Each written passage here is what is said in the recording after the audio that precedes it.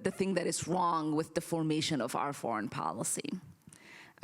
Is that when we engage in the creation of our foreign policy, we are truly disconnected from the foreign nations that it will impact and the humans who are going to be impacted by our foreign policy. And so even as we think about capitalism and we think about our trade policies and we think about the creation of jobs and we think about the fight for unionized labor here, oftentimes when we talk about dignified workplace, we don't connect that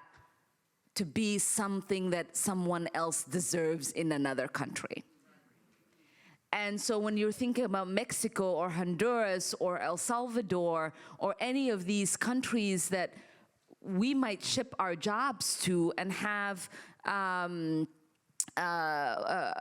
working environment there, we don't think about the fact that these organizations, these corporations are now going to be exploiting workers over there. It's not just that we are losing jobs, but there is literally going to be an exploitation of workers over there. And so when we think about it now in Congress, we're having a conversation about cross-border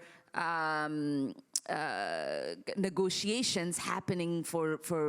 workers, because all of our destinies are tied together. When you see a Somali refugee or an Iraqi refugee or a Libyan refugee, we often are like, oh, this is my neighbor, they must have survived some struggle. We don't ever pause to think, what American policy made them come over here? Right? When you see a flooding happening in a country abroad, and you are urgently raising money for these lives to be saved, you don't think about how have I contributed to the climate warming that has led to these floodings and these catastrophes that are taking place abroad. And so when we are now thinking about a new way of reimagining a vision of what our foreign policy should be, and as I will introduce next week, our pathway to peace in thinking about the world,